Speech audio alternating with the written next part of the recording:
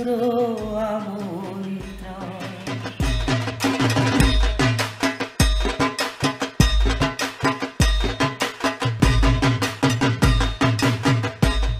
উত্তর চব্বিশ পরগনার বসিরহাট মহকুমার টাকি শহর ভারত বাংলাদেশ সীমান্তের ইছামতির পাড়ে ইতিহাস আর ঐতিহ্যের এক অমূল্য ঠিকানা। এখানকার জমিদার বাড়ির দুর্গাপুজো এখনো বয়ে নিয়ে চলেছে দুই বাংলার সেতু বন্ধনের গল্প। টাকির পূবের বাড়ির এই পুজো ৩০৩ বছরেরও বেশি পুরনো।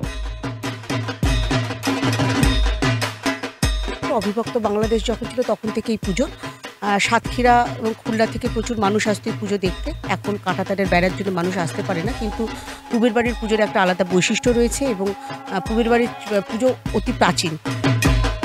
টাকিতে যে জমিদার বাড়িগুলি ছিল তার মধ্যে একমাত্র পূবের বাড়িতে দুর্গাপুজো এখনো হয়। পূবের বাড়ির এই পুজো ৩০৩ বছরেরও বেশি পুরনো। মহালয়া থেকে প্রতিপদ, প্রতিমা গড়া থেকে পঞ্চমীর আনুষ্ঠানিক পুজো, সবকিছুতেই মৃন্ময়ী রূপের মহিমা। স্থানীয় মানুষের কাছে এবং পর্যটকদের কাছেও জমিদার বাড়ির পুজো হিসেবে পূবের বাড়ি আকর্ষণীয়। মৃন্ময়ীর রূপ দেখতে টাকির জমিদার বাড়িগুলোতে ঠাকুর দালানে ভিড় জমাচ্ছেন পর্যটকরা। প্রতিটা পুজোতে আমি রাজবাড়ির ঘুরতে ভালোবাসি, কেননা বনেদি জিনিসগুলো খুঁজে পাই। এই পূবের টাকির রাজবাড়িতে আমি এখন এসছি, আবার পুজোর সময় আসব, সাংস্কৃতিক অনুষ্ঠান করতেও আসব, বিসর্জনের দিনও খুব চেষ্টা করি আমি আসার। প্রাচীন লোককথা আর জমিদারির সংস্কৃতি মিশে রয়েছে এই বাড়ির প্রতিটি আচার অনুষ্ঠানে। রথের দিন কাঠামো পুজোর মধ্য দিয়ে মায়ের আগমনী বার্তা শুরু হয়। মহালয়ার দিন থেকে প্রতিপদে পুজো শুরু হয়। পঞ্চমী থেকে দশমী পর্যন্ত এই পুজোর দালান কোঠায় বিদ্যমান। আমাদের মহালয়ার দিন চক্ষুদান হয়, তার আগে আমাদের রথের দিন কাঠাম পুজো হয়েছে। কাঠামের যে কোপ পড়েছে প্রথম কাঠে, সেই কাঠটা নবমীর হোমে যাবে।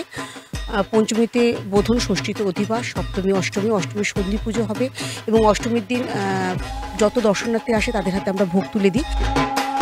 পুজোর রীতির এখন কিছু বদল হয়েছে, যেমন একসময় নবমীর দিন বন্দুকের টোটা ফাটিয়ে ১০৮টি পাঠা ও একটি মহিষ বলি হতো, তা কমে আসে পরে। ২০১৭ সাল পর্যন্ত একটি করে পাঠা বলি হয়েছে। শতাব্দী প্রাচীন হাড়িকাঠ খাড়া এখনো রয়েছে, তবে ২০১৮ সাল থেকে পশু বলি প্রথা বন্ধ হয়েছে। এখন অষ্টমী সন্ধি পুজোয় চাল কুমড়ো বলি হয় ওই হাড়িকাঠে, একচালা প্রতিমা হয়। বলি প্রথাটাকে বন্ধ করা হয়েছে এবং এখন আমরা বলি হয় না, সে তার বদলে আমরা চাল কুমড়ো, আখ এই সমস্ত বলি দিই। অষ্টমীর দিন অনেকে আসেন ভোগ খেতে। ভিন রাজ্য, ভিন দেশ থেকে দর্শনার্থীরা ভিড় জমান এই রাজবাড়িতে। প্রথমাফিক এখনও প্রতিমা নিরঞ্জনের দিন পূবের বাড়ির দুর্গা প্রতিমা ২৪ জন বেয়ারার কাঁধে চেপে টাকির রাজবাড়ির ঘাটে যায়। তারপর টাকির বিভিন্ন মণ্ডপ থেকে প্রতিমা বেরোয়। এই পুজোর বিশেষ তাৎপর্য হল প্রতিমা নিরঞ্জন পর্ব। বিজয়া দশমীর সবচেয়ে বড় আকর্ষণ দুই বাংলার মিলন মেলা। যতক্ষণ না টাকির পূবের বাড়ির প্রতিমা ইছামতিতে নিরঞ্জন হয়, ততক্ষণ নদীর ঘাটে অন্য জমিদার বাড়ি, বিশেষ করে রায়চৌধুরী, মুখোপাধ্যায়, চক্রবর্তী, ঘোষ বাড়ি সহ একাধিক বারোয়ারি পুজোর প্রতিমা নিরঞ্জনের অনুমতি মেলে না।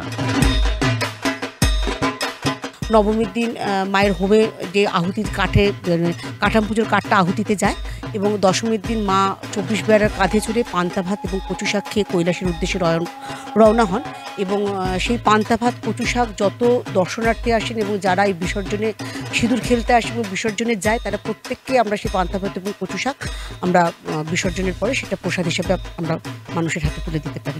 এই বাড়ির প্রতিমা সবার আগে বিসর্জন হবে এবং তারপরে যত স্থানীয় ক্লাব রয়েছে বা বাড়ির পুজো রয়েছে সেগুলো সবার আগে পূবের বাড়ির প্রতিমা নিরঞ্জন হবে এবং বেরোবে এবং ২৪ বেড়ার কাঁধে চলে যাবে এবং এখান থেকে ঠাকুর দালান থেকে একদম রাজবাড়ির ঘাট অবধি পুরোটা।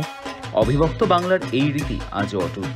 পূর্বপুরুষদের নিয়ম মেনে দশমীর দিন মায়ের কাছে নিবেদন করা হয় পান্তা ভাত, কচুর শাক, চালতার চাটনি। এরপর শুরু হয় নিরঞ্জনের শোভাযাত্রা। বাংলাদেশ থেকে বহু দর্শনার্থীরা এখানে আসেন প্রতিমা দর্শনে। দুই পাড়ের মানুষের মেলবন্ধনের সাক্ষী থাকতে ইছামতি নদীতে আসেন বহু মানুষ। আজও জারি রয়েছে দুই বাংলার প্রাচীন ইতিহাস সংস্কৃতি। প্রতি বছর পুজোর এই কটা দিন আত্মীয় স্বজন যে যেখানেই থাকুক, সকলেই চলে আসেন তাদের জমিদার বাড়িতে এবং সকলেই একসঙ্গে পুজোর আনন্দে মেতে ওঠেন।